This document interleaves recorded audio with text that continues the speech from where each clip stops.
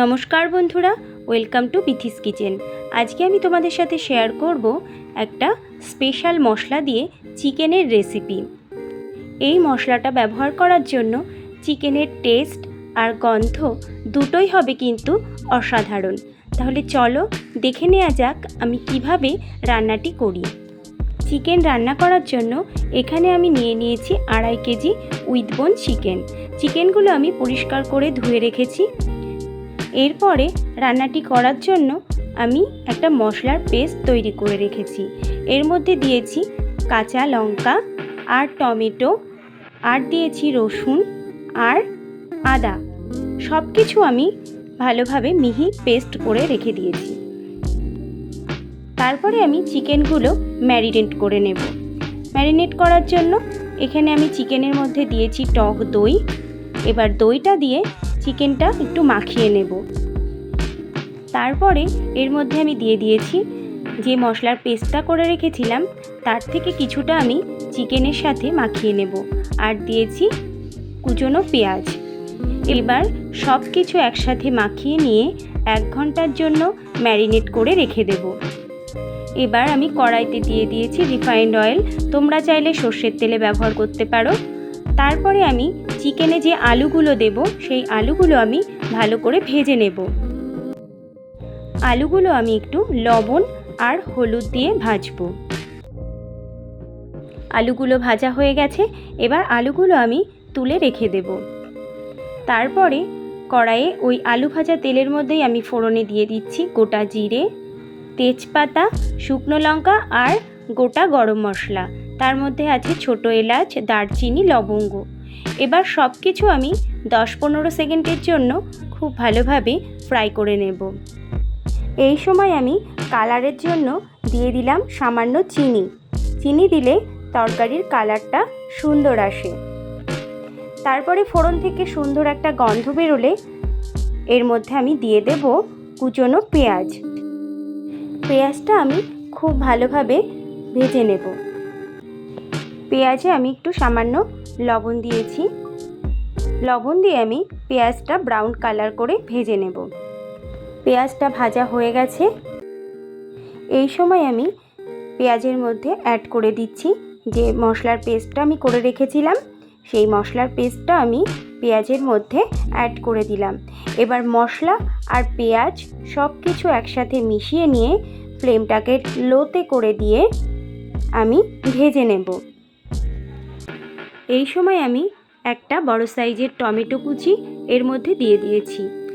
আর দিচ্ছি মশলার বাটি ধোয়া জল। এবার আমি সব কিছু একসাথে ভালো করে আবারও কষিয়ে নেব। মশলাটা আমার একটু কষানো হলে এর মধ্যে আমি কিছু গুঁড়ো মশলা অ্যাড করছি। তার জন্য এখানে দিয়ে দিলাম জিরে গুঁড়ো, আর দিচ্ছি ধনে গুঁড়ো। আমি কিন্তু এখানে কোনো মশলার পরিমাপ বলছি না। আর দিচ্ছি হলুদ। আর কালারের জন্য দিয়ে দিচ্ছি কাশ্মীরি লঙ্কা গুঁড়ো। এবার আমি সব কিছু আবারও ভালোভাবে মিশিয়ে নিয়ে সামান্য একটু জল দিয়ে মশলাটা ভালো করে কষিয়ে নেব। মশলাটা আমি 4-5 মিনিট মিডিয়াম ফ্লেমে কষিয়ে নেব। মশলা থেকে যখন তেল ছেড়ে আসবে তখন আমি এর মধ্যে অ্যাড করে দেব আগে থেকে ম্যারিনেট করে রাখা চিকেন। এই সময় আমি মশলাটার মধ্যে একটু লবণ ব্যবহার করেছিলাম যাতে মশলাটা চারিদিকে ছিটে না আসে।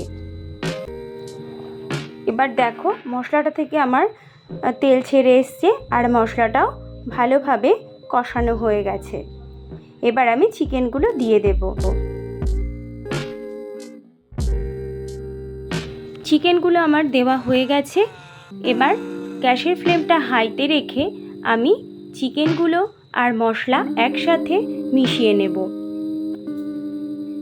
গ্যাসের ফ্লেমটা কিন্তু এই সময় হাইতেই রাখতে হবে।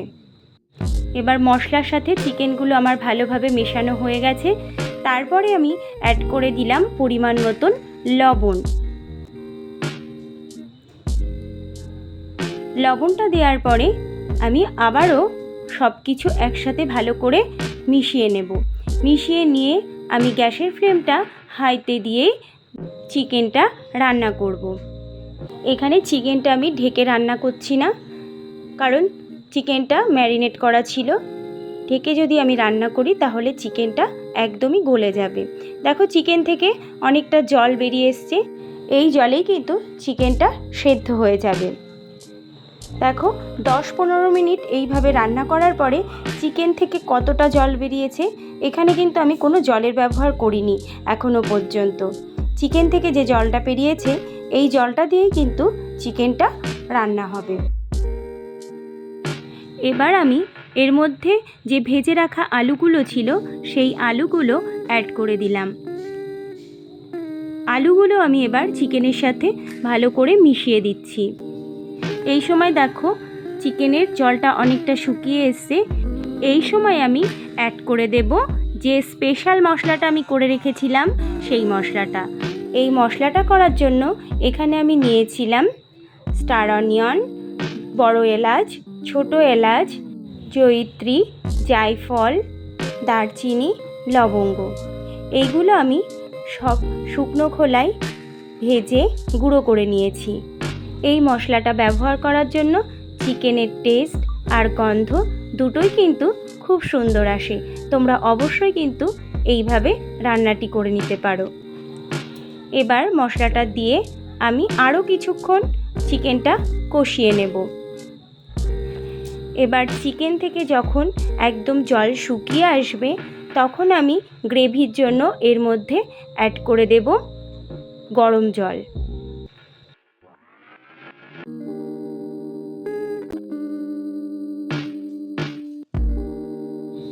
দেখো গরম জল আমি দিয়ে দিয়েছি। এবার 10-15 মিনিটের জন্য আমি ঢাকা দিয়ে রান্নাটা করে নেব। 15 মিনিট পরে আবার ফিরে আসলাম। দেখো রান্নাটা আমার হয়ে গেছে। এবার গ্রেভিটা একটু শুকিয়ে আসলে ফাইনালি আমি এর মধ্যে অ্যাড করে দেব গুঁড়ো গরম মশলা